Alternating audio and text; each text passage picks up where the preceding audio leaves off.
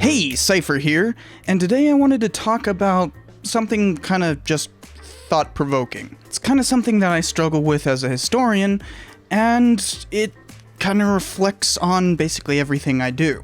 So there's this concept in anthropology called participant observation. The basic idea is that as an observer, you participate in the culture that you are observing.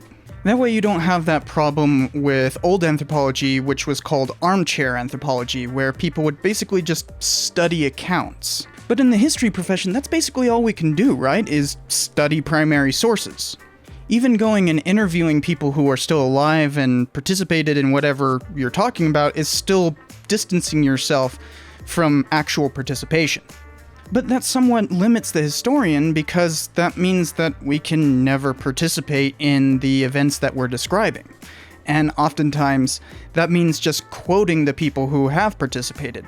But in order to weave a good story, oftentimes it's kind of necessary to have done something similar. And that's what participant observation in history is like. You have done something similar to what you are describing. Now, as many of you know, I'm a combat veteran, so I've actually experienced combat, and I study American violence, so I have participated in what I study, right?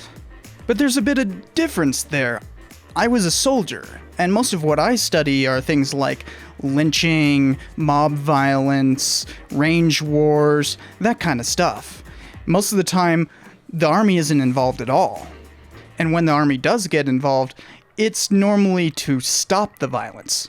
But something that I struggle with in all of this is what that adds to the scholarship. Because I do think that I can empathize with these characters a lot better than a lot of other people who haven't had this kind of experience.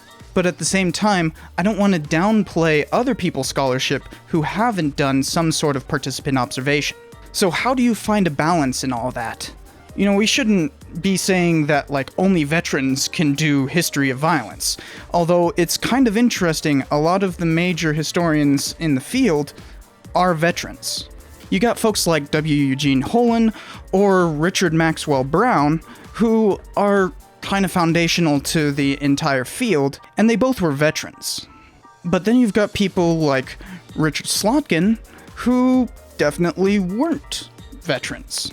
Heck, even military historians are often not veterans. For instance, two of my own professors, Dr. Hutton and Dr. Durwood Ball, these two were not veterans, although Dr. Ball's father, who is also a historian, was a veteran, and he did frontier marshals and frontier sheriffs, both of which cover extensively Western violence. And Paul Hutton's work is eminently readable. He has a bunch of stuff that was on the New York Times bestseller list and whatnot. These are really popular books.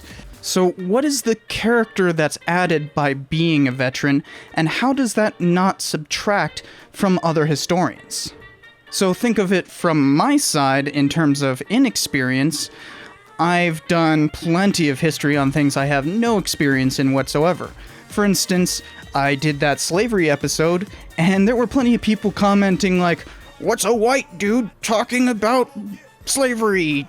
How dare you?" Get back, you don't know me like that. And you can see, I think that's patently absurd. But there is something to that sentiment. Being a white guy, I don't experience racial discrimination. I grew up in a pretty diverse city, Las Vegas, Nevada, but that doesn't really mean anything.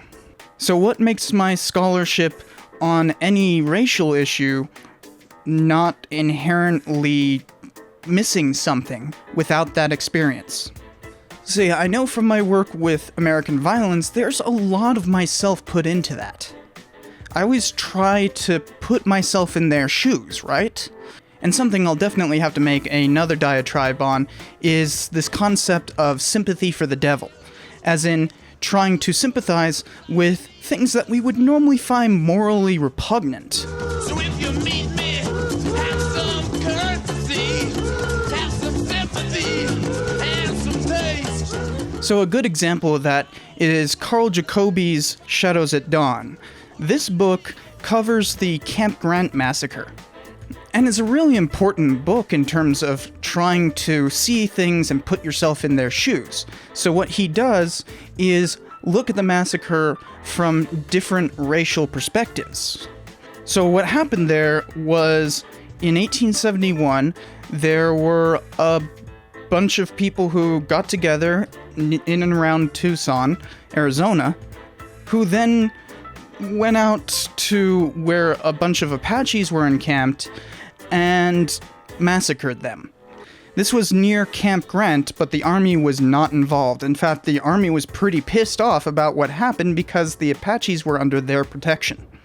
So you had some Oatham Indians, or Pima. Then there were the Los Vecinos, who were the local Hispanic population. And there were a few white people who took up leadership positions in the raiding party. And what Jacoby does is take those different positions and tells the story through their eyes. So you actually have to take another racial position. But obviously, Karl Jacoby can't be Vecino, Oatham, white, and Apache. But this is some stellar scholarship, and he manages to sneak in some postmodernism in there that really flies under the radar, so a lot of people who get pissed off about postmodernism wouldn't even notice. I certainly use figures like Foucault and Nietzsche in my own work. But you gotta understand, there has to be some sort of disconnect with telling a story about some group that you're not a part of. But there is definitely something necessarily good that is added by having participated in such events. A lot of historians go and immerse themselves in like a local culture in order to speak about that local culture. But there's a subtle conflict in praising participant observation, because that necessarily means that either you're better because you participated and worse because you didn't. And we don't want to imply that.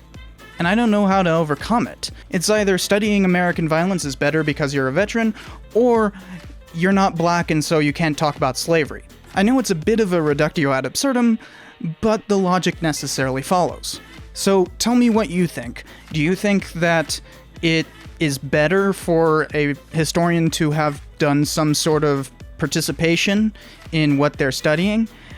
And if so, how does that not denigrate historians who haven't? So there's this concept in anthropology,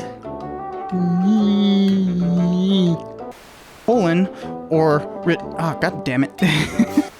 These two were not historians, although Dr. Balls... And while I've certainly never lynched anybody... No, let's not say that.